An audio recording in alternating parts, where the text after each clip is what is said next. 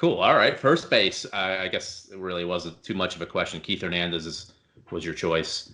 Yeah, Great fielder. I mean, he was one of my favorite players at first base. I mean, if you want to emulate somebody, he was the guy to do it for defense. Um, was.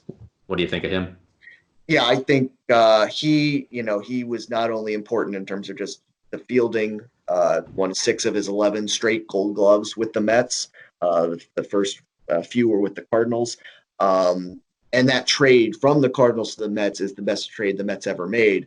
We all talk about how many bad trades the Mets have made. That was not only a good one, it was the best one. It changed the attitude of a franchise that was pretty dormant. And Hernandez was very important in reversing that attitude, kind of being the leader in the clubhouse.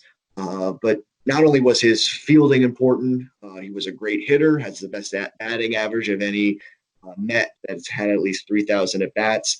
But as I was just talking about, his leadership really just helped elevate the Mets from being a perennial basement feeder to a contender. So in that sense, I mean, Keith Hernandez is one of the most important players the Mets have ever had.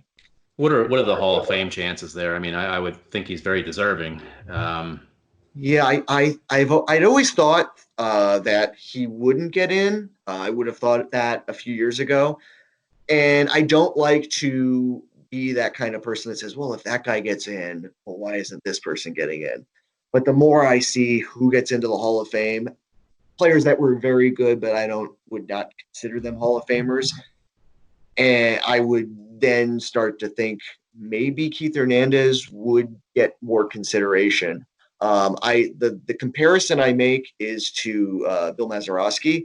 Bill Mazeroski was probably the greatest fielding second baseman ever, and had, of course, the unforgettable home run in 1960 to beat the Yankees. Keith Hernandez is the greatest fielding first baseman ever. Certainly a better hitter than Bill Mazeroski was. And Keith Hernandez didn't, have that ultimate postseason moment, but he had two very, very, very important hits in the World Series in Game Sevens. When you talk about 82 with the Cardinals, I believe he broke high, or maybe it took the lead. I can't remember. But it was an important hit, and then almost duplicating that with a hit for the Mets in Game 7 against the Red Sox. It was a 3-0 game, bases were loaded. He gets a hit to left center, drives in two.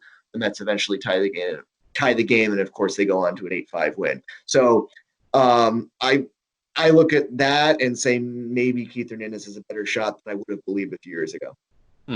Hopefully, I always loved him. So the Mets have had some pretty good first basemen. So who are your other considerations there and choices?